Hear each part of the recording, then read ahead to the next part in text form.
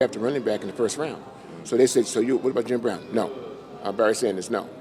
Emmitt Smith? No. See, jackass. Excuse my French, I mean, come on.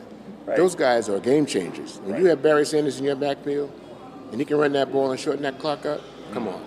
Yeah. I know they've done it, but I don't understand it. I really don't. Yeah.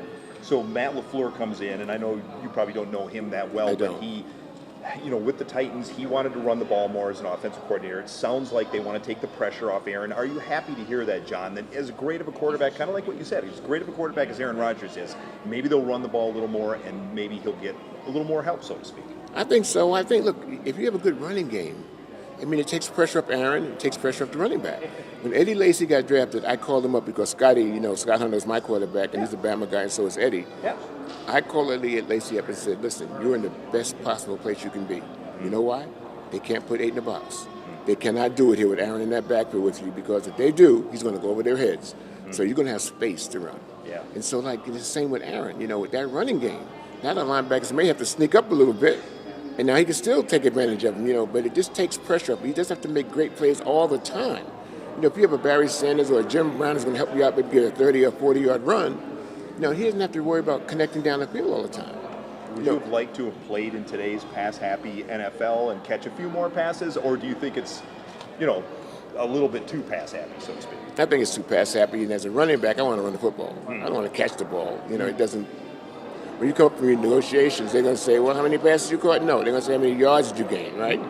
And so, but anything to help the team. Right. But I think that would have been easier as a running back, because I'd have more space with a guy like Aaron. I love my quarterback, Scott Hunter, but it was challenging for him here. But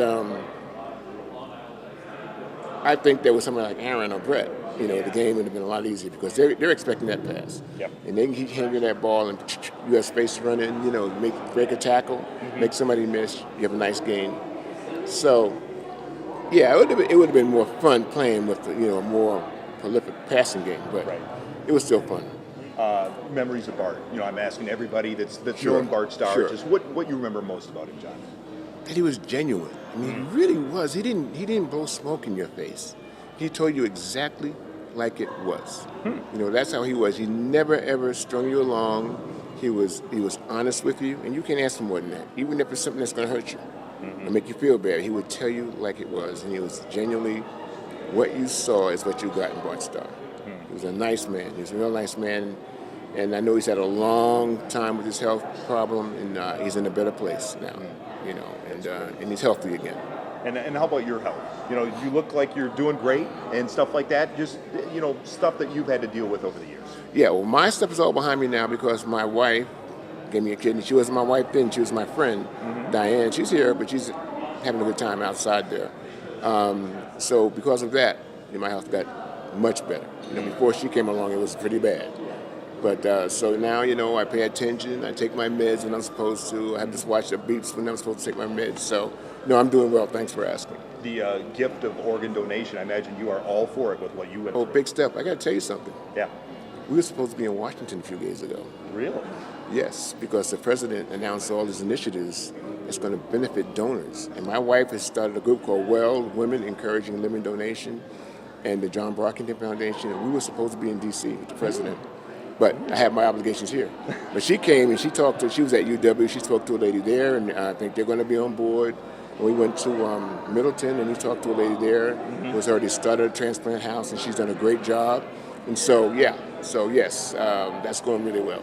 That's awesome. And then the other thing I like about this speaker series, John, is, I was born in 1970, so I'm a product of the 70s and 80s. I like the fact that, yes, everybody talks about the Lombardi years. Everybody talks about Brett and Reggie bringing the Super Bowl back, and Aaron and whatever. But sometimes, and I've talked to Larry about this too, sometimes you guys in the 70s get maybe either forgotten a little bit or whatever. Are you more comfortable with people coming up to you and saying, you know what, you guys had a good run, or how do you view the whole Lombardi before you and the stuff that happened after you? Well, it's football, it's sports. Yeah.